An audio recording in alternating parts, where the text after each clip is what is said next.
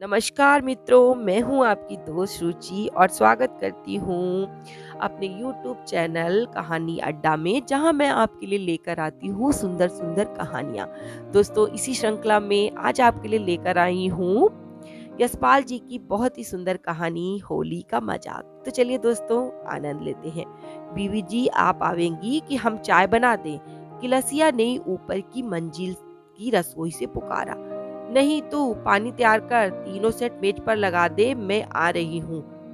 बाज आए तेरी बनाई चाय से। सुबह 3-3 बार पानी डाला तो भी इतनी काली और जहर की तरह कड़वी।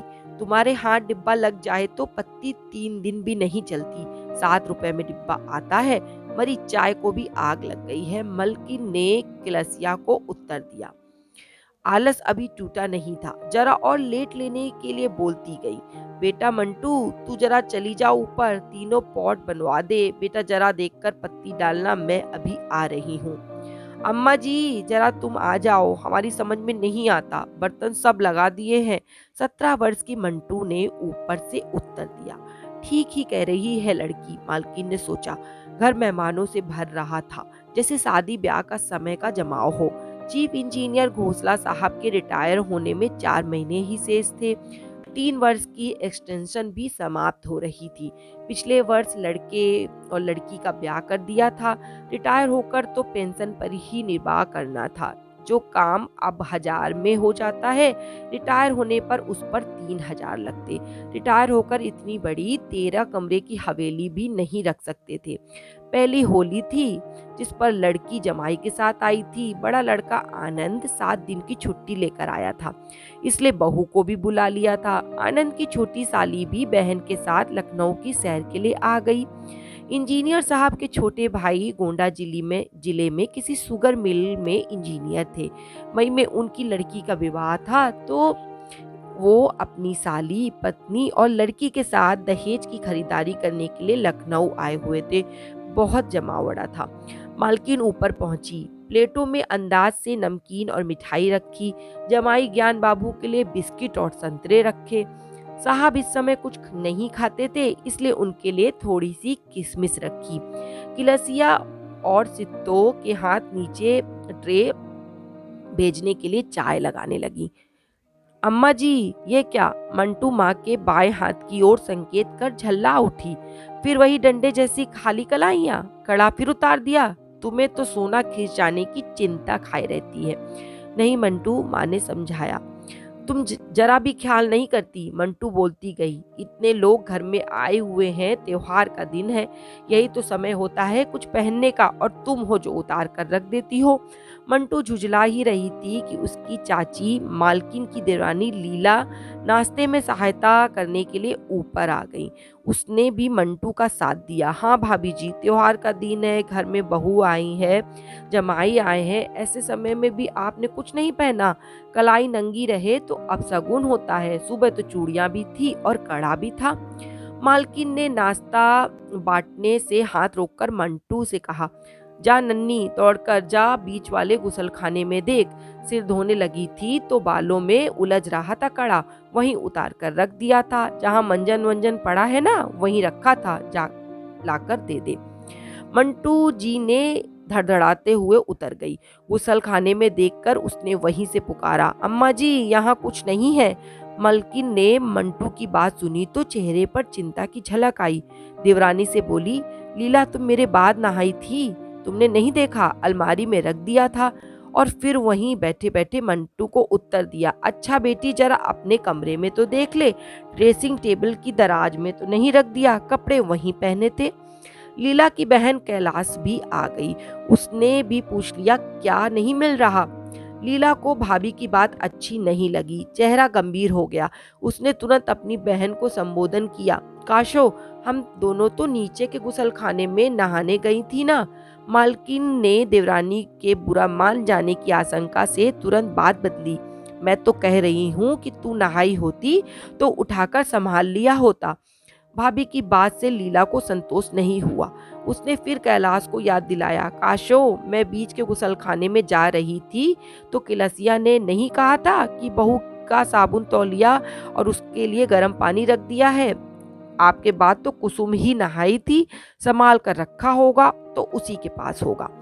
बीच की मंजिल से फिर मंटू की पुकार सुनाई दी, अम्मा जी यहाँ भी नहीं है, मैंने सब देख लिया। मालिक मालकिन ने कैलाश से कहा, काशो बहन तू जा नीचे मंटू से कह दे कि जरा कुसुम से पूछ ले, उसने संभाल लिया होगा। मुझे तो यही याद है कि गुसल खाने की अलमारी में रखा था। कैलाश नीचे जा रही थी तो लीला ने मालकिन को सुझाया, भाभी जी आपके बाद किलसिया कमरे में आ गई थी, बोली गोल कमरे में चाय दे दी है, बड़े साहब जमाई बाबू और बड़े भैया तीनों वहीं पी रहे हैं, पकौड़ी लौटा दी है, कोई नहीं खाएगा। बहू जी उनकी बहन और बड़ी बिटिया भी चाय नीचे मंगा रही है। सित्तो क्या कर रही है, मालकिन ने किलसिया से पूछा। नीचे के गुसलखाने में कपड़े धो रही है। किलसिया बहू अपनी बहन और बड़ी बिटिया के लिए चाय लेकर चली तो बोली, आपके बाद कुसुम से पहले किलसिया भी तो गुसलखाने में गई थी, उसी ने तो आपके कपड़े उठाकर कुसुम के लिए साबुन तौलिया रखा था। लीला ने दबे स्वर में कहा, भाभी जी मैंने आपसे कहा नहीं, पर किलसिया की आदत अच्छी नहीं, पहले भी देखा है मैंने, एक बार दो बार पैसे उठ चुके हैं। परसों मैंने मेज की दराज में 1 रुपया 13 आना रखा था, 4 आने चले गए। इनके कोट की जेब में रुपए रुपए के 27 नोट थे, 1 रुपया उड़ गया। कमरे किलसिया साफ करती है, मैंने सोचा इतनी सी बात के लिए क्या कहूँ। मालकिन ने समझाया, तू भी क्या कहती हो लीला, 8 आने रुपए की बात मैं मानती हूँ, मरी उठा लेती होगी, पर 5 तोले का कड़ा उठा ले ऐसी हिम्मत कहाँ, मरी बेचने जाएगी तो पकड़ी नहीं जाएगी। मंटू और कैलाश ने आकर बताया, कुसुम भाभी कहती हैं कि उन्होंने तो कड़ा नहीं देखा। सित्तो ने कपड़े धोकर सामने की छत पर लगे तारों पर फैला दिए। उसने वहां से मालकिन को पुकारा, बीबी जी सब काम हो गया, अब हम जाएं। किलसिया भी ऊपर आ गई, वो भी बोली, हमें भी छुट्टी दे दीजिए, त्योहार का दिन है, जरा घर की भी तो सुध ले ले, आना जाना बाद में। मालकिन बोली, देखो हमने सिर धोया था तो कड़ा उतार के गुसलखाने की अलमारी में रख दिया था, पहले ढूंढ कर लाओ तब कोई घर जाएगा। किलसिया ने तुरंत विरोध किया, हम क्या जाने, हमें तो जिसने जो कपड़ा दिया गुसलखाने में रख दिया, रंग के खराब कपड़े उठाकर धोबी वाली पिटारी में डाल दिए, हमने छुआ तो हो तो हमारे हाथ टूटे।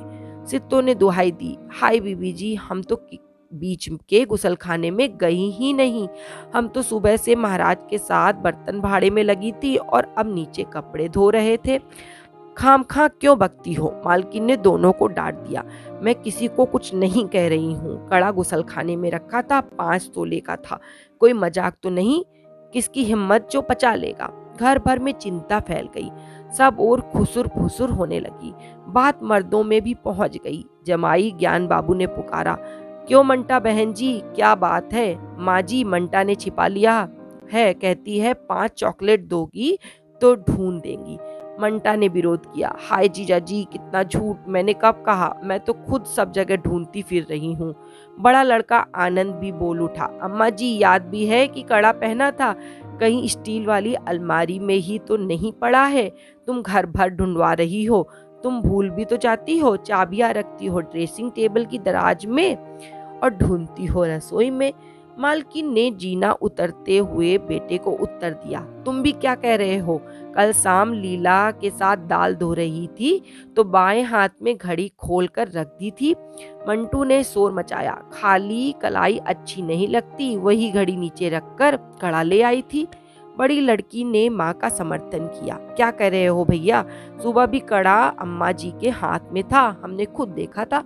कैलाश ने भी बीड़ा का समर्थन किया, सुबह मिश्रानी जी के यहाँ गई थी तब भी तो कड़ा हाथ में था, मिश्रा जी की मिश्रानी ने कहा नहीं था कि बहुत दिनों बाद पहना कड़ा।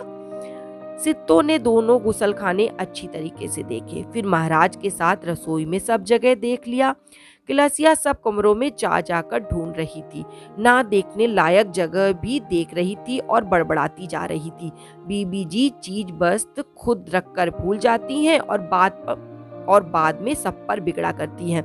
बात घर में फैल गई, बड़े साहब और छोटे साहब ने भी सुन लिया, दोनों ही इस विषय में जिज्ञासा कर चुके थे। छोटे साहब भाभी से अंग्रेजी में पूछ रहे थे, आपके नहाने के बाद नौकरों में से कोई घर के बाहर गया था या नहीं। सभी सहमे हुए थे। स्त्रियां, लड़कियां सब आंगन में इकट्ठी हो गईं। दबे दबे स्वर में नौकरों के चोरी लगने के उदाहरण बता रही थी। अब मालकिन भी घबरा गई। देवरानी ने उनके समीप आकर फिर कहा, देखा नहीं भाभी, किलसिया कस्में तो बहुत खा रही है पर चेहरा उतर गया है। यहाँ आकर तो देखिए। किलसिया ने बड़े साहब के कमरे से चिक उठाकर पुकारा। क्यों, क्या है? मंटा और मीणा ने एक साथ पूछ लिया। हम कह रहे हैं न, यहाँ आइए। किलसिया ने कुछ झुंझलाहट दिखाई। बीड़ा और मंटा उधर चली गई। दोनों बहनें कमरे से बाहर निकली तो मुंह छुपाए दोहरी हुई जा रही थी। हंसी रोकने के लिए दोनों ने मुंह पर आंचल दबा लिए थे। किलसिया कमरे से निकली तो भौंवे चढ़ाकर ऊंचे स्वर में बोली, रात साहब के तकिए के नीचे छोड़ आई, घर भर में ढूंढाई कर रही हैं। पापा के तकिए के नीचे? मंटा ने हंसी से बल खाते हुए कह ही दिया। लीला, कुसुम, कैलाश, नीता सबके चेहरे लाज से लाल हो गए। सब मुंह छिपाकर फिसफिस करती इधर उधर भाग गई। मालकिन का चेहरा खिसियाहट से गंभीर हो गया। आवाक निश्चल रह गई। वीणा से ज्ञान बाबू ने अर्थपूर्ण ढंग से खांस कर कहा, कड़ा मिलने की तो डबल मिठाई मिलनी चाहिए। छोटे बाबू से भी नहीं रहा गया। बोल उठे, भाभी ये क्या है? गोल कमरे से बड़े साहब की पुकार सुनाई दी। मिल गया? मंटू कहाँ से मिला? मंटू मुंह में आंचल ठूसे थी, कैसे उत्तर देती। छोटे साहब फिर बोले, भाभी भैया क्या पूछ रहे हैं? मालकिन खिसियाहट से बफरी हुई, क्या बोलती। लीला ने हंसी दबाकर भाभी के कान में कहा, देखा चालाक को, कहाँ जाकर छिपा दिया। तभी ढूंढती फिर रही थी। जेबर चोरी होने की बात पड़ोसी मिश्रा जी के यहाँ भी पहुंच चुकी थी। मिश्राइन ने आकर पूछ ही लिया, मंटू की माँ क्या बात है, क्या हुआ? कुछ नहीं कुछ नहीं, मालकिन को बोलना पड़ा। खाम कहाँ शोर मचा दिया था। कुसुम से नहीं रहा गया। अपने कमरे से झांक कर बोली, ताई जी, किलसिया ने अम्मा जी के साथ होली का मजाक किया था। तो दोस्तों, आपको कैसी लगी आज की ये कहानी? अगर पसंद आई हो तो आगे शेयर कीजिएगा और ऐसी ही कहानियाँ सुनने के लिए हमारे चैनल को सब्सक्राइब कीजिएगा। धन्यवाद।